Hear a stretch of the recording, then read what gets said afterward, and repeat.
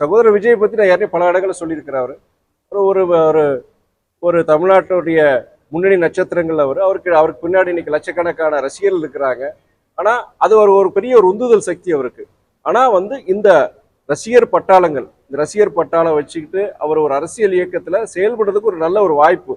ஆனா அது ஒரு அடித்தளம். ஆனா அதுக்கப்புறம் ஒரு அரசியல் இயக்கமாக அரசியல்ல வெற்றி பெறணும்னா அவருடைய செயல்பாடுகள் வச்சு நம்ம சொல்ல முடியும். இது எல்லாருக்கும் கிடைக்காது, இந்த வாய்ப்பு கிடைக்காது. சகோதரர் விஜய்க்கு இந்த வாய்ப்பு கிடைச்சிருக்கு. இவ்வளவு லட்சக்கணக்காக எடுத்த உடனே பாத்தீங்கன்னா ஒரு கூட்டம் கூட்டுறாரு, மாநாடு போறாருன்னா லட்சக்கணக்கில் வர்றாங்க.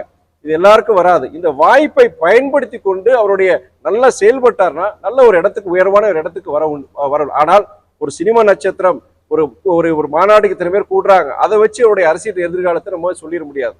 அதுக்கு ஒரு வாய்ப்பு, கூடுதல் வாய்ப்பு இருக்கு. அதனால ஆனா வெற்றி பெறணும்னா அரசியல் அந்த இலக்கு அடையணும்னா அவருடைய செயல்பாடு வச்சு அவர் பண்ண முடியும்.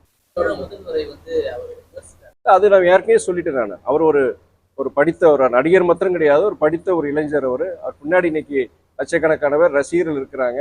அவங்களுக்கு எல்லாருக்கும் ஒரு எடுத்துக்காட்டா இருக்கணுங்கிறதா என்னுடைய விருது. அதனால அந்த மாநாட்டில் பொறுத்த வரைக்கும் அவர் சில கருத்துக்கள் பொறுத்த வரைக்கும் தவிர்த்திருக்கலாம். அவரு இன்னைக்குதான் அரசியல் வந்திருக்கிறார். வந்தது காலப்போக்கில் சில இது பொறுத்தவரை இவர் மாத்திக்குவாருங்கிற நம்பிக்கை இருக்கு.